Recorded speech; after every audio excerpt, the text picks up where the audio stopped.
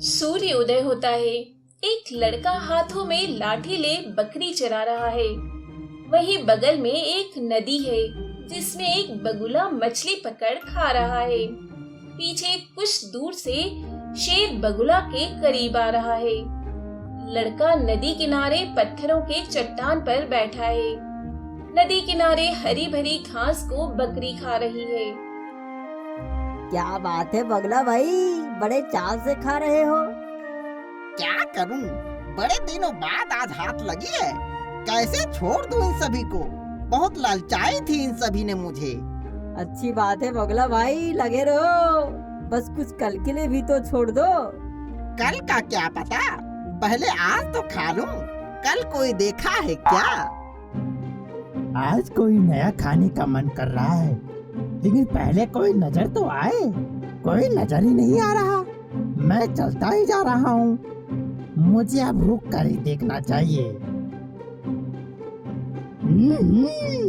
मैं तो ठीक ही जा रहा था। मेरे सामने तीन स्वाद। ओहो, सुबह में खाने का आनंद कुछ और रहेगा।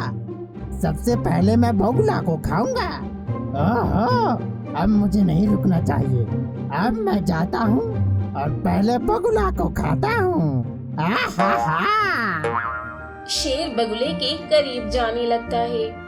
पत्थर पर बैठा लड़का शेर को देख लेता है। नदी में एक तरफ बगुला, दूसरी तरफ लड़का बैठा रहता है। शेर बगुला की तरफ से आ रहा होता है। आज ही सो रहे, बाप रे, अब क्या होगा? ये तो आज हम सभी को खा जाएगा। भागो भागो भागो, यहाँ से जल्दी भागो भाई, भागो। अरे भाई, क्या हो गया? इतना चिल्ला क्यों रहे हो? कौन आ गया? पीछे देखो ना बगला भाई, पीछे एक बार बस देख तो लो। बोलते हुए पीछे देखता है। अरे अरे, ये तो सच में शेर है। ये तो मुझे ही खाने आ रहा है। अरे भागो रे भागो, यहाँ से भागो बगुला भाई। शेर बगुला को पकड़ने को लपकता है। वैसे ही बगुला वहाँ से उड़ जाता है। पत्थर पर बैठा लड़का हंसने लगता है। शेर तो आज पकड़ ही नहीं पाया आज बगुला को। कौन है ये लड़का जो मेरा अपमान कर रहा है? इसी के कारण आज बगुला मेरे पंजे से निकल गया। नहीं तो अभी तक बगुला का स्वाद चख लिया होता। सुबह सुबह इसके कारण मेरा यात्रा खराब हो गया है। अब मैं इसे नहीं छोड़ूंगा। शेर नदी पार कर लड़के के आगे खड़ा हो जाता है। अब मैं तुम्हें खा जाऊंगा। तुम्हारे कारण ही बगुला मेरे हाथों से बच निकला है। नहीं नहीं, मुझे छोड़ दो, मुझे मत खाओ। मेरी कोई गलती नहीं है। अभी मैं मरना नहीं चाहता। मुझे अपने माँ बाप के लिए कुछ करना है। मुझे जाने दो, छोड़ दो, मुझे छोड़ दो। ठीक है, मैं तुम्हें अभी नहीं खाऊंगा। तुम्हारे पास केवल एक दिन का वक्त है। तुम्हें जो कुछ भी अपने जिंदगी में करना है वो सब कर लो। आज ही कर लो, क्योंकि मैं तुम्हें कल मार कर खा जाऊंगा। अब जाओ यहाँ से। एक दिन में क्या होगा? मैं कुछ नहीं जानता। तुम अभी यहाँ से चले जाओ, नहीं तो मैं तुम्हें अभी और इसी वक्त खा जाऊंगा। नहीं नहीं, मैं जाता हूँ, जाता हूँ।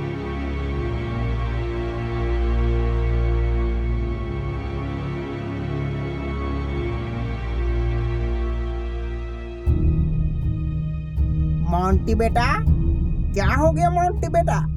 दरवाजा खोलो मोंटी बेटा। आज इतना जल्दी घर आ गए हो। दरवाजा खोलो मोंटी बेटा। देखो ना शांति, ये तो कुछ बोल ही नहीं रहा। अच्छा, मैं देखती हूँ। मोंटी बेटा, दरवाजा खोलो। क्या हो गया है? कुछ तो बोलो बेटा। आज से पहले तो इसने ऐसा कभी कुछ नहीं किया। क्या हो गया है इसे अचानक? मोंटी बेटा, दरवाजा खोलो बेटा। मैं दरवाजा नहीं खोलूंगा, नहीं तो शेर मुझे खा जाएगा। मैं दरवाजा नहीं खोलूंगा, नहीं खोलूंगा। अरे यहाँ कोई शेर नहीं है बेटा, तुम्हें कोई कुछ नहीं करेगा। हाँ बेटा, हम दोनों के रहते हुए तुम्हें कोई छू नहीं सकता। दरवाजा खोलो मोंटी बेटा। ठीक है, खोलता हूँ। क्या हो गया है बेटा? इतने डरे हुए क्यों हो? हाँ हाँ, बताओ क्या बात है। आज से पहले तुम्हें कभी ऐसा नहीं देखा। इतना डरे हुए क्यों हो? मुझे शेर खा जाएगा। मैं अब नदी के तरफ कभी नहीं जाऊंगा। घर से बाहर भी नहीं निकलूंगा मैं। कौन शेर खा जाएगा? बाबा, जब मैं नदी के पास बैठा था, शेर बगुला को पकड़ने के लिए लपकता है, वैसे ही बगुला वहाँ से उड़ जाता है। शेर पकड़ ही नहीं पाया बगुला को। कौन है ये लड़का जो मेरा अपमान कर रहा है? बस इसके कारण मेरा यात्रा खराब हो गया है। अब मैं इसे नहीं छोड़ूंगा। अब मैं तुम्हें खा जाऊंगा। तुम्हारे कारण ही बगुला मेरे हाथों से बच निकला है। इसलिए मैं अब नदी के तरफ नहीं जाऊंगा, नहीं तो शेर मुझे खा जाएगा। शेर बोला है, आज तुझे छोड़ देता हूँ, लेकिन कल तुझे मारकर खा जाऊंगा। हम दोनों है ना मोंटी बेटा, तुम्हें कुछ नहीं होगा। कोई शेर वेर यहाँ नहीं आएगा। सुनती हो? जाओ कुछ मोंटी के लिए खाने के लिए लेकर आओ। जी, अभी लेकर आती हूँ। आज मैं अपनी बेटी के लिए हलवा बनाई हूँ। क्या सच में हलवा बनाई हो? ये तो मोंटी का बेहद ही पसंदीदा खाना है। तो फिर देर किस बात की है? जाओ और जल्दी हलवा लेकर आओ। जीजी बस गई और आई। शांति किचन में प्रवेश कर हलवा लेकर मोंटी के पास आती है। ये देखो, गर्मा गर्म हलवा आ गया है। अब फटाफट खा लो। मुझे भूख नहीं लगी है। नहीं बेटा, ऐसे नहीं बोलते। अगर नहीं खाओगी तो हलवा नाराज हो जाएगा ना। चलो मैं खिलाती हूँ। शांति मोंटी को प्लेट का सारा हलवा खिला देती है। बहुत अच्छे। सुनो, अब तुम यहीं मोंटी के साथ रहना। मैं खेतों से पशुओं के लिए कुछ घास लेकर आता हूँ। अब आप भी नदी तरफ जा रहे हैं क्या जी? नदी के तरफ नहीं, बस बगल के खेतों में जा रहा हूँ। रामू घर से हसुआ लेकर निकलता है। घर के आगे पेड़ के नीचे चबूतरा पर कुछ लोग बैठे हैं। क्या बात है रामू भैया, ये हसुआ लेकर कहाँ जा रहे हो? अब क्या ही बताओ मोहन भाई, शेर से डरकर मोंटी सभी पशुओं को घर लेकर आ गया है, तो पशुओं के लिए खेतों से घास लाने जा रहा हूँ। इसीलिए बोलता था मैं, अकेले नदी की तरफ मोंटी को मत भेजा करो। जंगली जानवर अक्सर वहाँ पानी की तलाश में आते रहते हैं। तुम ठीक ही कहते थे भाई, अब से नदी के तरफ कभी नहीं भेजूंगा। शुक्र मनाओ तुम्हारा बेटा शेर के हाथों से बच निकला। किस्मत का तेज लड़का है। सब भगवान की कृपा है भैया। अच्छा अब चलता हूँ, देर हो रही है। ठीक है जाओ, कहीं नदी की तरफ तो नहीं जा रहे हो ना? नाना भैया उधर कौन जाएगा, मैं तो यहीं बगल से घास लाने जा रहा हूँ। ठीक है जाओ जाओ। रामू चबूतरा पास से खेत पहुंच घास को लेकर घर आ जाता है। बाहर एक रूम में पशुओं को घास दे देता है। सुनती हो? जल्दी से मेरा फहुरा देना, मुझे काम पर जाना है। हाँ हाँ, अभी आई। ये लीजिए। आप भी ना आज के दिन भी काम के लिए जाएंगे? अरे चिंता मत करो, आज मैं सूर्यास्त से पहले ही घर आ जाऊंगा। बस तुम मोंटी के साथ ही रहना, उसे अकेला मत छोड़ना। बहुत डर गया है लड़का। ठीक है जी, जल्दी आइएगा। अकेले मुझे भी डर लगेगा। डर किस बात की? जाओ और दरवाजा बंद कर लो। शांति घर का दरवाजा बंद कर लेती है। रामू वहाँ से निकल जाता है। सुबह से शाम हो जाती है। फिर रामू काम कर वापस लौट रहा है। शांति कमरे में बैठी है।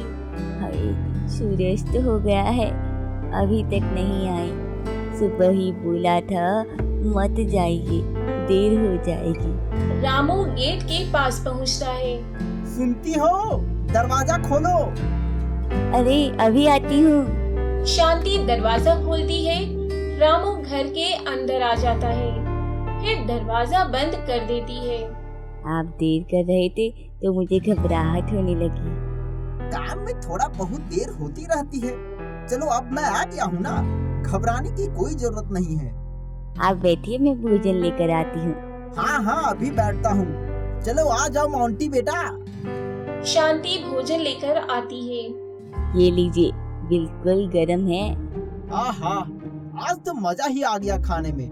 चलो अब सोते हैं। बाबा, मैं अकेला नहीं सोऊंगा, मुझे बहुत डर लग रहा है। हम दोनों भी यहीं तुम्हारे अगल बगल में सोएंगे बेटा, तुम बीच में सो जाओ। एक कमरे में 3 बेड लगाकर मोंटी बीच में सो जाता है। और मोंटी के दाएं बाएं रामू और शांति सो जाती हैं। रात का समय है। शेर रामू के घर के आगे खड़ा रहता है। काफी रात हो गई है। अब इस लड़के का समय पूरा हो चुका है। अब मैं इस लड़के को मारकर खा जाऊंगा, लेकिन उसके लिए मुझे दरवाजा तोड़ना होगा। अब देर नहीं करना चाहिए, नहीं तो सुबह हो जाएगी। शेर रामू के घर का दरवाजा तोड़ देता है। मोंटी बीच में सोया हुआ है। शेर मोंटी को खटिया समेत उठाए हुए रास्ते से ले जा रहा है। सुबह हो जाती है। मोंटी की नींद खुलती है। मोंटी अपने आप को खटिया ही पर देखता है। शेर जिस रास्ते से जा रहा है उसी रास्ते में कुछ दूर पर एक पेड़ रहता है जिसकी लता बड़ी बड़ी लटकी है। मोंटी को लता वाला पेड़ दिखाई देता है। हाँ, ये सही रहेगा। इसी पेड़ पर चढ़ जाता हूँ, जो होगा देखा जाएगा। मोंटी पेड़ की लता पकड़कर पेड़ पर चढ़ जाता है। शेर अपने पीठ पर खाली खटिया लिए आगे जंगल पहाड़ की ओर चला जाता है। मोंटी जिस पेड़ के ऊपर बैठा रहता है उसी पेड़ के नीचे चारों तरफ गोबर से पूरी गंदगी, गोबर का जहाँ तहाँ ढेर जमा रहता है। कितनी गंदगी है यहाँ। शेर तो चला गया, पहले मैं इसे साफ कर देता हूँ। मोंटी नीचे उतर पेड़ के चारों तरफ का गोबर साफ कर देता है। फिर पेड़ पर चढ़ जाता है। पेड़ के बगल में एक बड़ी सांप की गुफा रहती है। अब साफ लग रहा है, अब सो जाता हूँ। मोंटी के सोने के बाद बैल और गायों का एक झुंड पेड़ के पास आकर खड़े हो जाते हैं। उनमें से गाय और बैल आपस में बात करने लगते हैं। आज ये कुछ अलग दिख रहा है।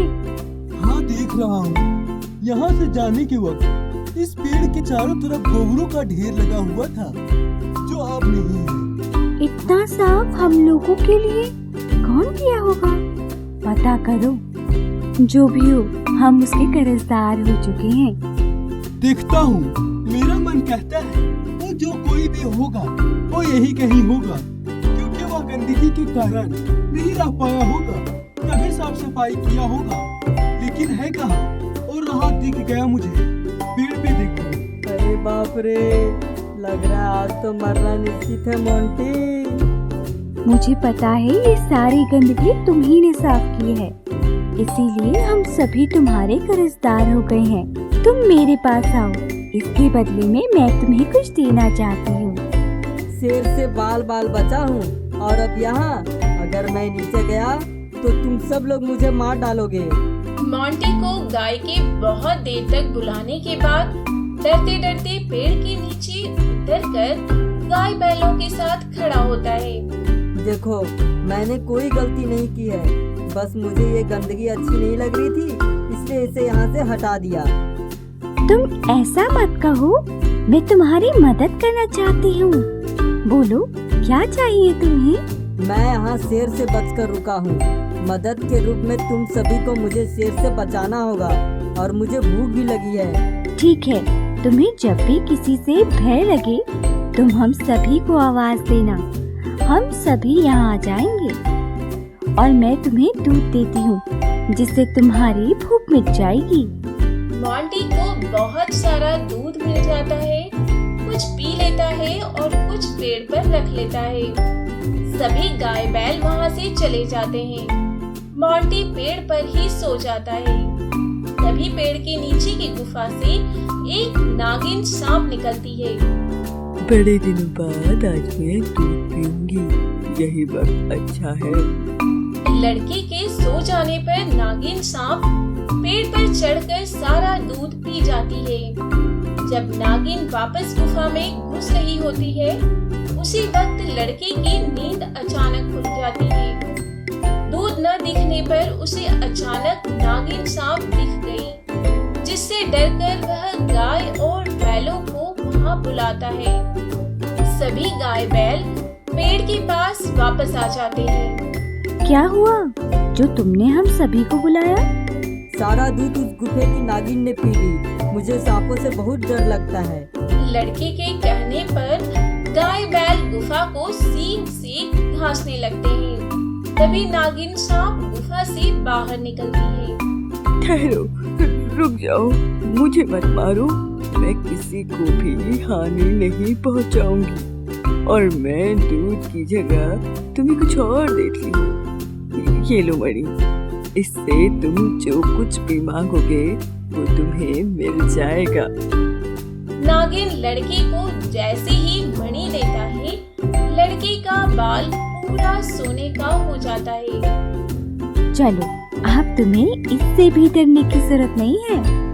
लड़के को दूध देकर फिर सभी वहाँ से चले जाते हैं। नागिन अपनी गुफा में चली जाती है। बहुत दिन हो गया है, चलो नदी में नहा लेता हूँ। मोंटी नदी के पास पहुँचता है, जो सबसे ऊपरी सतह पर होती है। नदी के निचले हिस्से में उसी राज्य की एक राजकुमारी नहा रही होती है। लड़के के नहाने से टूटा हुआ बाल बहता हुआ राजकुमारी के पास चला जाता है। नदी में सोने का बाल, जरूर कोई नहा रहा होगा। कौन है? अभी जाकर देखती हूँ। राजकुमारी सोने का बाल लेकर नदी के ऊपरी हिस्से में जाती है। देखती है कि एक लड़का का पूरा बाल सोने का है, जो नदी से कुछ दूर एक पेड़ के पास जाकर रुकता है। अच्छा, तो ये राजकुमार इस पेड़ पर रहता है। ये तो मुझे भा गया। अब तो मैं इसी से स्वयंवर रचाऊंगी। राजकुमारी वहाँ से अपना महल आ जाती है और राजा के पास जाती है। ताशनी, मुझे आपसे कुछ बातें करनी है। क्या बात है मेरी प्यारी पुत्री, कहो क्या कहना चाहती हो? पहले आप वादा कीजिए कि जो मैं बोलूंगी वो आप मेरे लिए करेंगे। ऐसी क्या बात है जो मैं अपनी राजकुमारी के लिए नहीं किया हूँ? वादा करता हूँ, जो बोलोगी मैं वही करूँगा। पिताश्री, आप मेरे लिए वर ढूंढ ही रहे हैं, लेकिन मुझे एक राजकुमार पसंद आ गया है। मैं चाहती हूँ कि मेरे पति स्वरूप मेरे भगवान वही बने। कौन सी राज्य का राजकुमार है? मुझे कुछ नहीं पता, वह एक पेड़ के ऊपर रहता है। राजकुमारी के बताने पर राजा के आदेश अनुसार कुछ सैनिक राजकुमार लाने की खुशी में पटाखे फोड़ने लगते हैं। पटाखा लड़के के करीब फोड़ा जा रहा था, जिससे लड़का डर जाता है और अपने गाय बैलों के साथ में नागिन सांप को बुला लेता है। जब सभी सैनिक लड़के को पेड़ पर और नीचे गाय बैलों और नागिन को देखते हैं, तो डरकर वापस राजमहल बिना राजकुमार के आ जाते हैं और राजा को सारी बात बताते हैं। अच्छा, तो ये बात है, इसका समाधान भी मेरे पास है। सभी लोग ध्यान से सुनो। जो कोई भी पेड़ पर बैठे राजकुमार को इस राजमहल में लाएगा, उसे मैं सोने चांदी से मालामाल कर दूंगा। है कोई ऐसा पहलवान? नागिन सांप और गाय बैलों के बड़े बड़े सींगों को देख किसी ने भी राजकुमार को लाने के लिए स्वीकार नहीं किया। फिर अंत में एक बूढ़ी औरत तैयार हुई। महाराज, आप निश्चित हो जाइए, उस राजकुमार को मैं लेकर आऊंगी। मुझे बस उस राजकुमार के करीब पहुंचा दिया जाए। बूढ़ी औरत को सैनिकों द्वारा राजकुमार से कुछ दूर पर छोड़ दिया जाता है। बूढ़ी औरत धीरे धीरे पेड़ के करीब पहुंचती है और फिर गिर जाती है। बूढ़ी औरत को गिरता देख लड़का, जिसे अब सभी लोग राजकुमार मानने लगे थे, नीचे उतरकर बूढ़ी औरत को उठाता है। चोट तो नहीं लगी ना दादी? अकेले कहाँ जा रही हो इस उम्र में? क्या करूं बेटा, बस कुछ दूर आगे अपना घर जा रही हूँ। भूख भी लग रही है और चल भी नहीं पा रही हूँ। कुछ दूर आगे छोड़ दो बेटा। अच्छा, भूख लगी है इसलिए नहीं चल पा रही हो। अभी दूध लेकर आता हूँ। मोंटी बूढ़ी दादी को दूध लाकर देता है। दूध पीने के बाद अब तो चल जाओगी ना दादी? देखती हूँ बेटा, चल पाऊंगी तब ना। चल लोगी दादी, कोशिश तो करो। मोंटी के कहने पर कुछ दूर चलती है, फिर गिर जाती है। अरे दादी क्या कर रही हो? बार बार गिरोगी तो चोट लग जाएगी। अब नहीं चल पाऊंगी बेटा, मुझे घर तक पहुंचा दो तुम। ठीक है दादी, कहाँ जाना है बोलो। मोंटी के कहने पर बूढ़ी औरत धीरे धीरे राजकुमार को राजमहल ले जाती है। देखो, इस बूढ़ी औरत ने कर दिखाई। सैनिकों, इसके लिए उपहार लाया जाए। राजा के आदेश से बूढ़ी औरत को इनाम दे दिया जाता है। वाकई में ये तो सबसे अलग दिख रहा है। पुत्री, तुम्हारी पसंद की मैं दाद देता हूँ। आज से तुम्हारा यही राजकुमार वर होगा। राजा अपनी पुत्री के साथ मोंटी का ब्याह करवा देता है। फिर मोंटी राजकुमारी को लेकर अपने गांव आ जाता है। रात का समय रहता है। मोंटी अपने घर के सामने अपने हाथों में मणि प्रकट करता है और जादू से वहां एक सुंदर राजमहल बना देता है। और मोंटी उसी राजमहल में राजा की तरह अपने माँ बाप, अपनी पत्नी के साथ खुशी खुशी रहने लगता है।